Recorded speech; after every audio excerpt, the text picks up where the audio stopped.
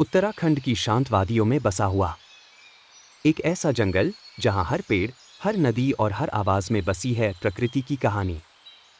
यह सिर्फ एक राष्ट्रीय उद्यान नहीं, बल्कि भारत के वन्यजीव संरक्षण की आत्मा है। आइए चले उस स्थान की गहराई में जो बना भारत का पहला राष्ट्रीय उद्यान, Jim Corbett national park. Jim Corbett राष्ट्रीय उद्यान भारत के उत्तराखंड राज्य के नैनीताल, पौड़ी गढ़वाल और अल्मोड़ा जिलों में फैला हुआ एक ऐतिहासिक और जैविक दृष्टि से अत्यंत समृद्ध वन क्षेत्र है। इसकी स्थापना साल 1936 में हुई थी और यह भारत का पहला राष्ट्रीय उद्यान है। प्रारंभ में इसका नाम हेली नेशनल पार्क रखा गया था, जो तत्कालीन यूनाइटेड प्रोविंस के गवर्नर सर मैल्कम हेली के नाम पर था। इसके बाद इसे 1954 से 55 में रामगंगा नेशनल पार्क और अंततः 1957 में जिम कॉर्बेट के नाम पर रखा गया, जो कि एक प्रसिद्ध शिकारी, ट्रैकर, लेखक और प्रकृति प्रेमी थे। उन्होंने अपने जीवन में कई आदमखोर बाघों का शिकार किया, लेकिन बाद में वह वन्यजीव संरक्षण के प्रमुख समर्थक बन गए।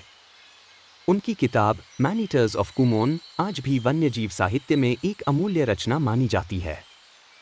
यह उद्यान लगभग 520 वर्ग किलोमीटर के कोर क्षेत्र में फैला है और इसके साथ जोड़कर 1288 वर्ग किलोमीटर का बफर जोन मिलाकर यह पूरा कॉर्बेट टाइगर रिजर्व बनाता है।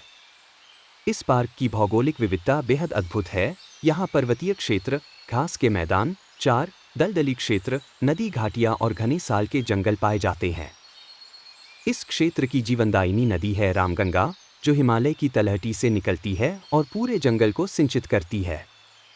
इसके साथ ही कोसी, सोना नदी, मंडल और पलैन जैसी कई छोटी बड़ी नदियां यहाँ बहती हैं। पार्क की वनस्पति में 600 से अधिक प्रजातियां हैं, जिनमें साल, शीशम, रोहिणी, पीपल, आम, बांस और अन्य अनेक पेड़ शामिल हैं। इस हरियाली में बसता है एक विशाल जीव जगत। सबसे प्रसिद्ध है यहाँ का रॉयल बंगाल टाइगर, जो इस उद्यान का प्रतीक है। इसके अलावा यहाँ एशियाई हाथी, भारतीय तेंदुआ, स्लॉथ बियर, जंगल बिल्ली, सीवेट, जंगली सुअर, भालू और हिरण की विभिन्न प्रजातियां जैसे चीतल, सांभर, काकड़, भौंकने वाला हिरण और हॉग डियर देखे जा सकते हैं। सरीसृपों में यहाँ घड़ियाल, मगरमच्छ, किंग कोबरा, पाइथन और मॉनिटर लिजर्ड भी मौजूद हैं। अगर आप पक्षी प्रेमी हैं, तो यह जगह आपके लिए स्वर्ग है। यहाँ लगभग 650 से अधिक पक्षी प्रजातियां पाई जाती हैं, जैसे राजबाजा, crested serpent eagle, hornbill, kingfisher, बगुले, कटफोड़वा, उल्लू, मोर और सर्दियों में आने वाले प्रवासी पक्षी जैसे रेड स्टार्ट्स और वाटरफाउल। पर्यटन और संरक्षण को संतुलित बनाए रखने के लिए इस पार्क को 6 प्रमुख पर्यटन जोनों में बांटा गया है: ढिकाला, बिजरानी, झिरना, ढेला, दुर्गा देवी और हाल ही में जोड़ा गया गर्जिया जोन। ढिकाला जोन सबसे बड़ा और प्रसिद्ध है, जहां का ढिकाला फॉरेस्ट लॉज जंगल के बीचों बीच स्थित है और वन्यजीवों को देखने का सबसे अनोखा अनुभव देता है।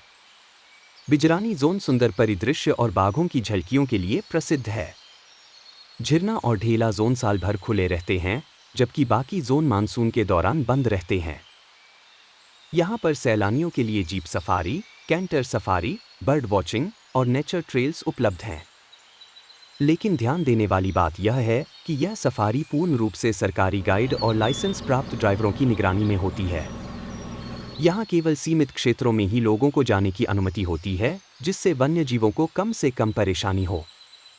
कालाढूंगी स्थित जिम कॉर्बेट म्यूजियम भी एक महत्वपूर्ण आकर्षण है, जहाँ जिम कॉर्बेट के व्यक्तिगत सामान, हथियार, फोटोग्राफ और उनकी लिखी किताबें प्रदर्शित हैं। पास में ही बहने वाली कोसी नदी के किनारे स्थित गर्जिया देवी मंदिर भी बहुत प्रसिद्ध है, जहां प्रकृति और श्रद्धा का सुंदर संगम देखने को मिलता है। जिम कॉर्बेट राष्ट्रीय उद्यान न केवल प्रकृति प्रेमियों और वन्यजीव फोटोग्राफरों का पसंदीदा स्थान है, बल्कि यह स्थानीय लोगों के लिए रोजगार का भी एक बड़ा स्रोत है। रामनगर और आसपास के गांवों के लोग guide, safari driver, resort worker और हस्तशिल्प विक्रेताओं के रूप में कार्य करते हैं। यह इकोटूरिज्म का एक सफल उदाहरण है, जहां पर्यावरण संरक्षण और ग्रामीण विकास साथ साथ चलते हैं।